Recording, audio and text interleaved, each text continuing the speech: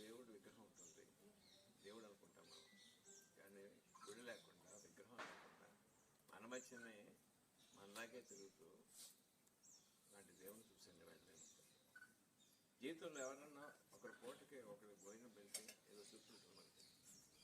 అలాంటిది 15,000-18,000 మందికి ప్రతి నెల మనకి భోజనం పెడుతూ, వాళ్ళకి పని చూపిస్తూ, వాళ్ళకి ఎంకరేజ్మెంట్ ఇస్తూ, ఎక్కడో ఎత్తుకోవటం కాదు, ఆ ఊళ్ళో ఉన్న వాళ్ళకి పని కల్పిస్తూ, ముఖ్యంగా ఆడవాళ్ళకి పని కల్పిస్తూ వాళ్ళకి ధైర్యం ఇస్తూ చేసే పనులు ఉన్నాయి.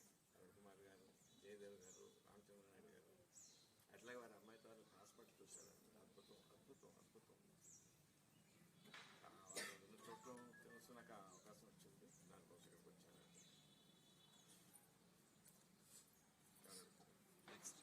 సో కొత్త సినిమా తీసే అవకాశాలు ఉన్నాయి సార్. మన గల్లా అశోక్ గారు హీరోతో మీరు సినిమా తీసే అవకాశం ఉంది సార్. మీరు వచ్చారు కాబట్టి